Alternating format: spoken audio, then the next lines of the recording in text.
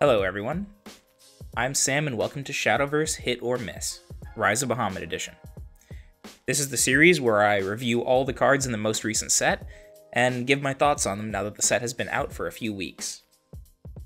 These opinions are mine and mine alone.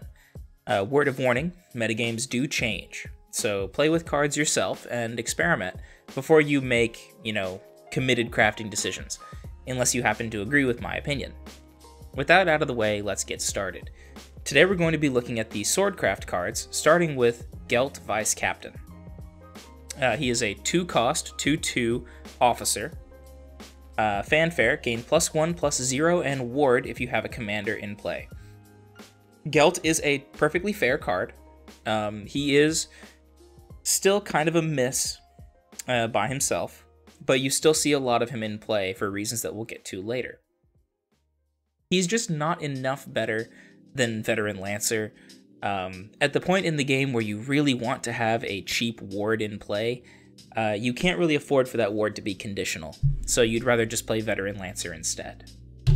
It's a fair card, it's a cool card, but not exactly amazing. Next we have Samurai, a 2-cost, 2/2 officer. Fanfare, gain +1/+1 and Bane if 3 or more enemy followers are in play. This card is a miss. It's kind of just terrible. If the effect goes off, you're so far behind on board that the effect probably doesn't matter. And even if the effect does go off, then what is your Samurai going to be? A 2-cost, 2-turn removal spell? That's not great. With how fast the game is now, you can't afford to play reactive cards like this unless they either punish your opponent heavily for going wide, something like a Mahi's or an Ancient Lion Spirit, or they have an immediate impact in play. And for that reason, Samurai is a total miss. Next we have Blitz Lancer, 3-cost, 3/2 officer, Rush. The immediate comparison is to Novice Trooper, the 3-cost, 2/2 with Storm. And Blitz Lancer is a hit because it actually fills a slightly different niche. In slower, grindier Forestcraft decks, the ones that are focused more on board control and winning the game through, Alexander turns or Aurelia turns, the control Swordcraft variants, Blitz Lancer tends to be better than Novice Trooper because it's a more efficient removal option.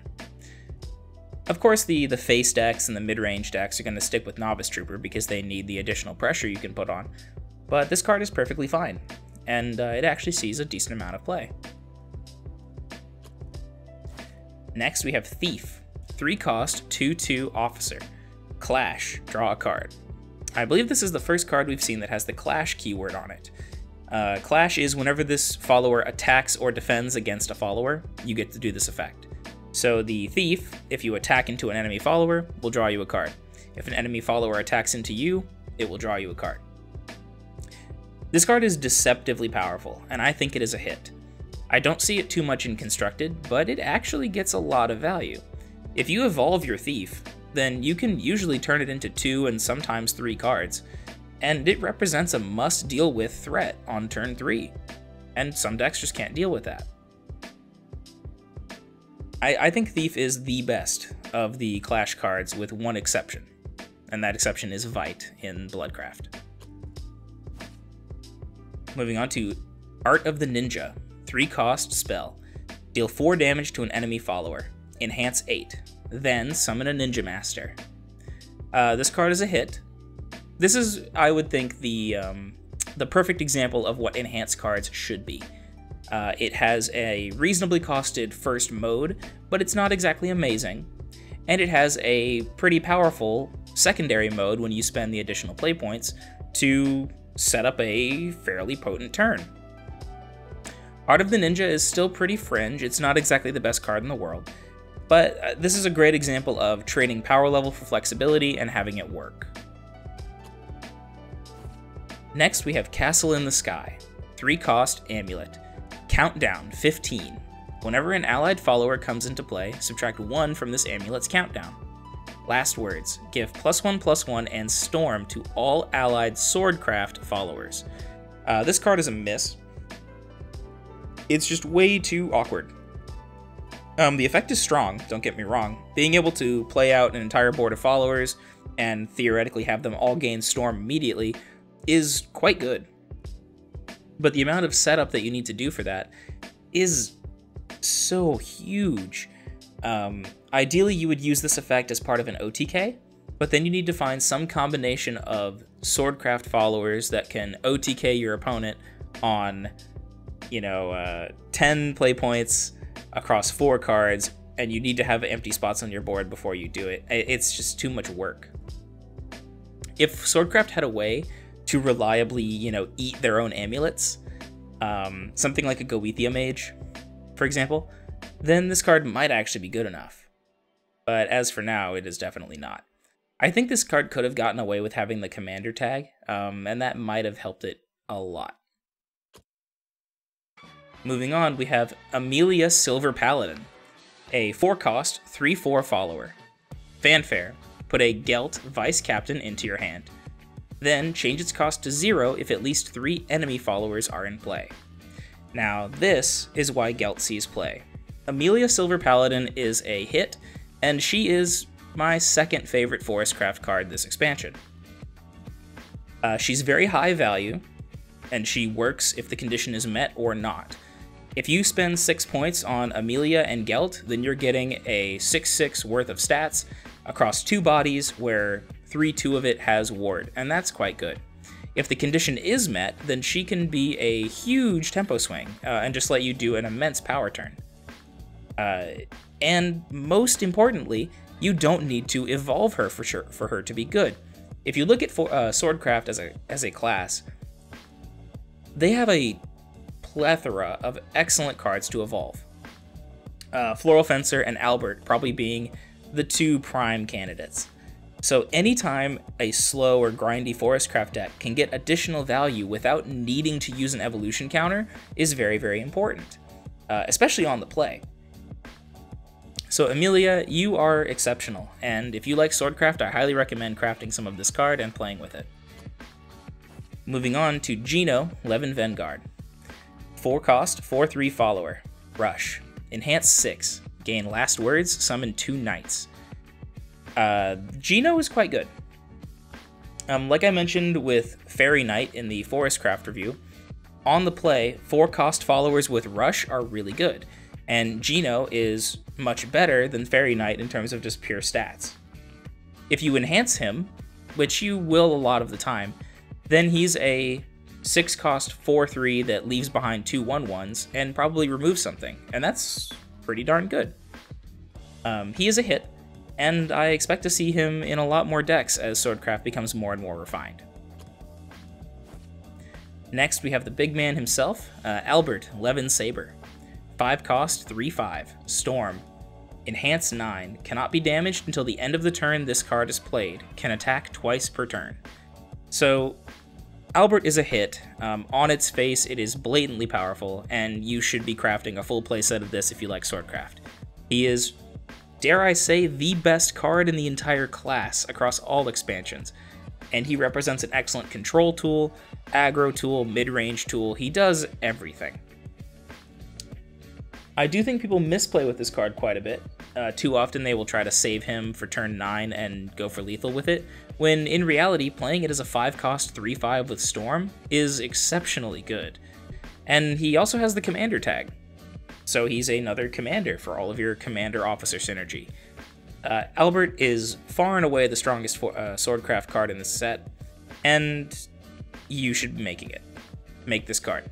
It's a hit, it's incredible, it's borderline overpowered, and it is strong enough to elevate Swordcraft out of the doldrums that it's been found in. Next, we have Monica, Cloud Hall Admiral. 5-cost, 4/4, follower. Fanfare, summon a knight. Evolve, deal X damage to an enemy follower, where X equals the number of allied followers in play. So if you have an empty board, and you play Monica and evolve her, you're left with a 5/5, a 1/1, and you can deal 2 damage to an enemy follower. Monica is excellent, and she's good in one very particular case, which is dealing with an enemy Floral Fencer.